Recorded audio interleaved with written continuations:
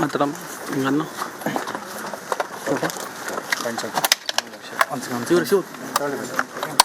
ಎಲ್ಲ ಚಾನಲ್ನವರು ಇದ್ದೀರಾ?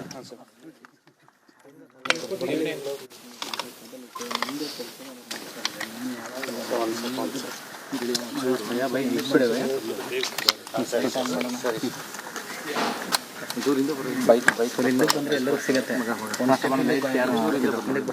ಒಂಚೂರು ಹಿಂದೆ ಬನ್ನಿ, ಆರಾಮ್ಸೆ ತಗೊಳ್ಳಿ. ರೆಡಿ ರೆಡಿನಾ?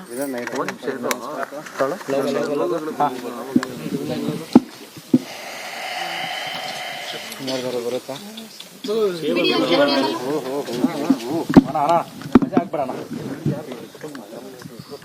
ರಿಪೋರ್ಟ್ ಬರಲಿ. ಎಲ್ರಿಗೂ ನಮಸ್ಕಾರ. ವೈಯಕ್ತಿಕವಾಗಿ ನಾನು ಮತ್ತು ಅಪರ್ಣೆ ತುಂಬ ಖಾಸಗಿಯಾಗಿ ಬದುಕಿದವರು. ಅಷ್ಟೇ ಖಾಸಗಿಯಾಗಿ ನಾನು ಅವಳನ್ನು ಬೀಳ್ಕೊಡ ಬಯಸ್ತೇನೆ. ಹಾಗಂತ ಅವಳು ನನಗೆ ಸಲ್ಲೋಕೆ ಮೊದಲೇನೇ ಇಡೀ ಕರ್ನಾಟಕಕ್ಕೆ ಸೇರಿದವಳು. ಅವಳ ಒಂದೇ ಒಂದು ಆಶಯ ಇತ್ತು, ಮಾಧ್ಯಮದವರ ಎದುರು ನಿಂತು ಏನಾಯಿತು ಅಂತ ಹೇಳು ಅಂತ. ಅಷ್ಟನ್ನು ನಾನು 2 ಗಂಟೆ ಹಿಂದೆ ಒಂದು ಫೇಸ್ಬುಕ್ ಪೋಸ್ಟ್ನಲ್ಲಿ ಹೇಳಿದ್ದೇನೆ. 2 ವರ್ಷದ ಹಿಂದೆ, ಅಂದರೆ ಇದೇ ಜುಲೈನಲ್ಲಿ ಶ್ವಾಸಕೋಶದ ಕ್ಯಾನ್ಸರ್ ಅಂತ ತಪಾಸಣೆಯಲ್ಲಿ ಗೊತ್ತಾಯಿತು. ಅದಾಗಲೇ 4ನೇ ಹಂತದಲ್ಲಿತ್ತು.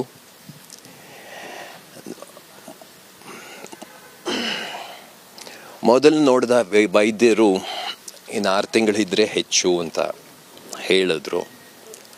ಆದರೆ ಅವಳು ಛಲಗಾತಿ, ಏನಾದರೂ ಮಾಡಿ ನಾನು ಗೆಲ್ತೀನಿ ಅನ್ನುವ ಒಂದು ಛಲ ಇತ್ತು. ಅದಾದ ಮೇಲೂ ಕೂಡ 1.5 ವರ್ಷ ಅಂತ ಇಟ್ಕೊಳ್ಳೋಣ, ಜನವರಿಯವರೆಗೆ ಹೋರಾಡಿದ್ಲು. ಫೆಬ್ರವರಿಯಿಂದ ಸ್ವಲ್ಪ ಸೋತ್ಲು. ಯಾಕೆಂದರೆ ಇದು ದೇಹವೇ ದೇಹವನ್ನು ಬಾಧಿಸ್ತಕ್ಕಂಥ ಒಂದು ವ್ಯಾಧಿ. ಹಾಗಾಗಿ ನಮಗೆ ನಾವೇ ಹೋರಾಡ್ಕೊಳ್ಳೋದಂತ ಎಂಥದ್ದು. ನಾನು ಅರಿತಿರೋ ಹಾಗೆ ಈ ಕ್ಯಾನ್ಸರ್ ಅನ್ನೋದು that wants to make you a different person. ನೀನಲ್ಲದ ಇನ್ನೊಂದು ವ್ಯಕ್ತಿತ್ವವನ್ನು ನಿಮ್ಮ ಮೇಲೆ ಹೇರಕ್ಕೆ ಬಯಸುತ್ತೆ. ಅವಳು ಧೀರೆ ಅದನ್ನು ಮಣಿಸಿದ್ಲು ಇಷ್ಟು ವರ್ಷ. ಕೊನೆಗೂ ಆಗಲಿಲ್ಲ. ನಾವಿಬ್ಬರು ಜಂಟಿಯಾಗಿ ಇದರಲ್ಲಿ ಸೋತಿದ್ದೀವಿ ಅಂತ ನಿಮ್ಮೆದುರು ಹೇಳಕ್ಕೆ ಇಷ್ಟಪಡ್ತೇನೆ. ಬರುವ ಅಕ್ಟೋಬರ್ಗೆ ಅವಳಿಗೆ 58 ವರ್ಷ ತುಂಬ್ತಿತ್ತು. ಆದರೆ ಅವಳ ದೇಹ ಅನ್ನೋದು ಒಂದು ಮಾಯಕ ಅಂತ ನನಗನ್ಸುತ್ತೆ. ಅದು ತನ್ನ ನಿಜವಾದ ವಯಸ್ಸನ್ನು ಯಾವತ್ತೂ ತೋರಿಸಲಿಲ್ಲ. I would always say you are an ageless blunder ಅಂತ. And that's how she lived. 9-9:30 ಸುಮಾರಿನಲ್ಲಿ ನಿಧಾನವಾಗಿ ದೇಹ ತನ್ನನ್ನು ತಾನು ಹಿಂಪಡ್ಕೊಳ್ತು ಅಂತ ಹೇಳಕ್ಕೆ ಬಯಸ್ತೇನೆ. ಇದಕ್ಕಿಂತ ಹೆಚ್ಚೇನೂ ಹೇಳಲಾರೆ. ದಯವಿಟ್ಟು ನೀವುಗಳೆಲ್ಲ ತಮ್ಮ ಗೂಡುಗಳಿಗೆ ಹೋಗಬಹುದು. ನಾಳೆ ಬೆಳಿಗ್ಗೆ 7:30 ಸುಮಾರಿಗೆ ಇಲ್ಲೇ ಕರ್ಕೊಂಡು ಬರ್ತೇನೆ. ಮನೆಯಲ್ಲಿ ಕುಟುಂಬದವರಿದ್ದಾರೆ, ಅವ್ರ ಜೊತೆ ಅಟ್ಲೀಸ್ಟ್ ಈ ರಾತ್ರಿಯನ್ನು ನಾನು ಕಳೆಯಲು ಬಯಸ್ತೇನೆ. 7:30 ಸುಮಾರಿಗೆ ಇಲ್ಲಿ ಬರಬಹುದು. ಅಷ್ಟೇ. Thank you.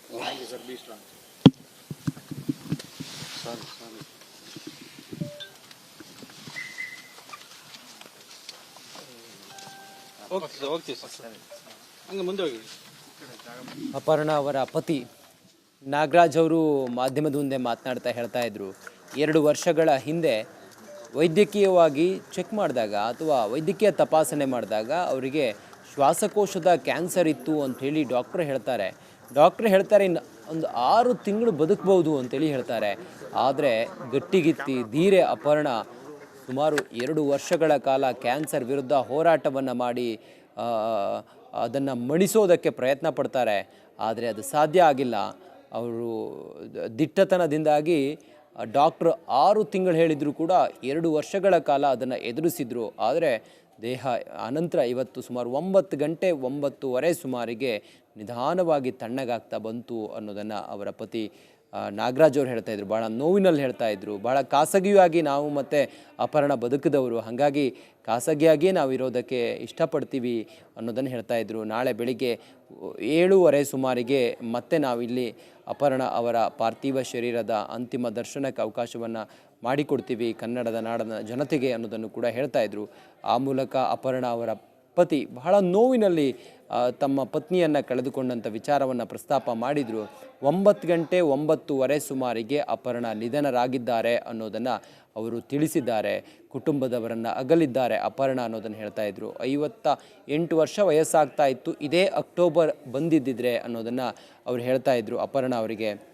ಅಪರ್ಣ ಅವರ ಜೀವನ ಉತ್ಸಾಹದ ಬಗ್ಗೆ ಮಾತಾಡ್ತಾ ಇದ್ದರು ಅವರ ಪತಿ. ನಾವಿಬ್ಬರು ಕೂಡ ಬಹಳ ಖಾಸಗಿಯಾಗಿ ಬದುಕಿದವರು, ಈ ವಿಚಾರವನ್ನು ತಿಳಿಸಬೇಕು ಅನ್ನೋದು ಅಪರ್ಣ ಅವರದ್ದಾಗಿತ್ತು. ಮಾಧ್ಯಮದ ಮುಂದೆ ಏನಾಗಿತ್ತು, ನನ್ನ ಆರೋಗ್ಯ ಸ್ಥಿತಿ ಹೆಂಗಿತ್ತು ಅನ್ನೋದನ್ನು ತಿಳಿಸಬೇಕು ಅನ್ನೋದು ಅವಳ ಆಸೆ ಕೂಡ ಆಗಿತ್ತು. ಹಾಗಾಗಿ ನಾನು ಇದನ್ನು ಹೇಳಿದ್ದೇನೆ. ನಾಳೆ 7:30 ಸುಮಾರಿಗೆ ಪಾರ್ಥಿವ ಶರೀರದ ಅಂತಿಮ ದರ್ಶನ ಮಾಡೋದಕ್ಕೆ ಅವಕಾಶ ಮಾಡ್ತೀವಿ ಇದೇ ಸ್ಥಳದಲ್ಲಿ. ಅಂದರೆ ಬನಶಂಕರಿ ಅವರ ನಿವಾಸ, ಬನಶಂಕರಿಯ ನಿವಾಸದಲ್ಲೇ ಅವರು ಮೃತಪಟ್ಟಿದ್ದು. ಶ್ವಾಸಕೋಶದ ಕ್ಯಾನ್ಸರ್ನಿಂದ ಬಳಲ್ತಾ ಇದ್ದರು. ಅದಾಗ ಅವರು ಆಸ್ಪತ್ರೆಗೆ ಹೋಗಿ ವೈದ್ಯರನ್ನು ಸಂಪರ್ಕ ಮಾಡುವಾಗ 4ನೇ ಹಂತದ ಕ್ಯಾನ್ಸರ್ ಇತ್ತು ಅವರಿಗೆ. ಶ್ವಾಸಕೋಶದ ಕ್ಯಾನ್ಸರ್ ಕೊನೆ ಹಂತಕ್ಕೆ ತಲುಪಾಗಿತ್ತು, 4ನೇ ಹಂತದಲ್ಲಿತ್ತು.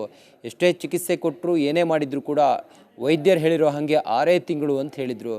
ಆದರೆ ಗಟ್ಟಿಗಿತ್ತೆ, ಧೀರೆ ಆದ್ದರಿಂದ ಸುಮಾರು 2 ವರ್ಷಗಳ ಕಾಲ ಆ ಮಾರಕ ಕ್ಯಾನ್ಸರ್ ವಿರುದ್ಧ ಹೋರಾಡಿದ್ಲು. ಆದರೆ ಆ ಹೋರಾಟದಲ್ಲಿ ಗೆಲ್ಲಿಕ್ಕೆ ಸಾಧ್ಯ ಆಗಿಲ್ಲ ಅನ್ನೋದನ್ನು ಅವರ ಪತಿ ಹೇಳ್ತಾ ಭಾಳ ನೋವಿನಲ್ಲಿ ಮಾತಾಡ್ತಾಯಿದ್ರು.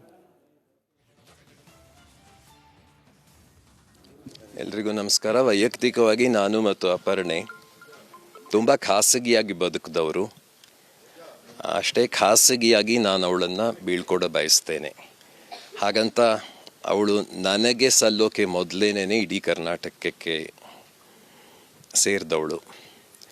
ಅವಳ ಒಂದೇ ಒಂದು ಆಶಯ ಇತ್ತು, ಮಾಧ್ಯಮದವರ ಎದುರು ನಿಂತು ಏನಾಯಿತು ಅಂತ ಹೇಳು ಅಂತ.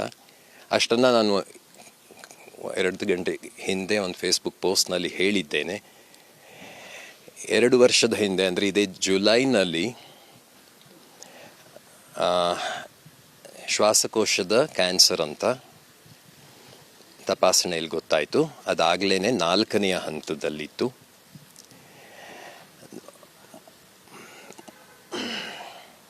ಮೊದಲು ನೋಡಿದ ವೈದ್ಯರು ಇನ್ನು 6 ತಿಂಗಳಿದ್ರೆ ಹೆಚ್ಚು ಅಂತ ಹೇಳಿದ್ರು. ಆದರೆ ಅವಳು ಛಲಗಾತಿ, ಏನಾದರೂ ಮಾಡಿ ನಾನು ಗೆಲ್ತೀನಿ ಅನ್ನುವ ಒಂದು ಛಲ ಇತ್ತು. ಅದಾದ ಮೇಲೂ ಕೂಡ 1.5 ವರ್ಷ ಅಂತ ಇಟ್ಕೊಳ್ಳೋಣ, ಜನವರಿಯವರೆಗೆ ಹೋರಾಡಿದ್ಲು. ಫೆಬ್ರವರಿಯಿಂದ ಸ್ವಲ್ಪ ಸೋತ್ಲು.